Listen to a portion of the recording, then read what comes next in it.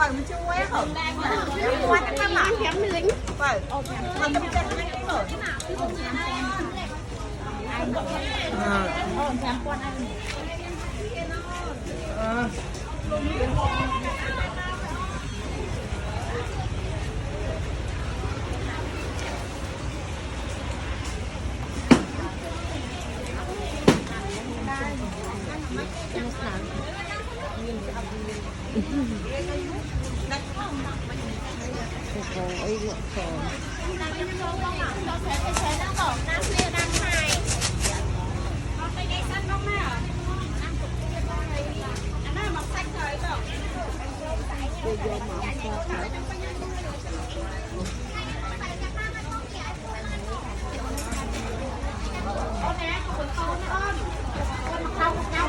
Chúc mai nó ngon.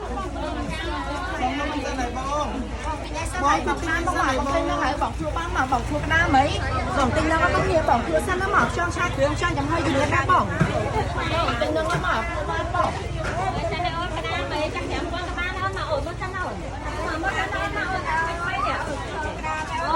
Mày ôn nào con chăn lắm à? Lâu từng em ngon nữa.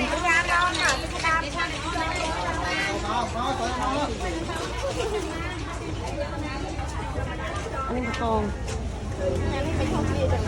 Anh ấy con thùng, anh con chạy, anh ấy ngắn mẹ nó mà chắc là mờ. Bảy con này. 700 mà.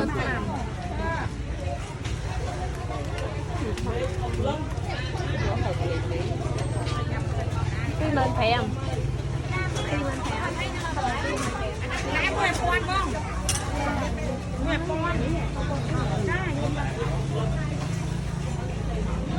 Nó giờ nó tìm mình Mình biết trời này.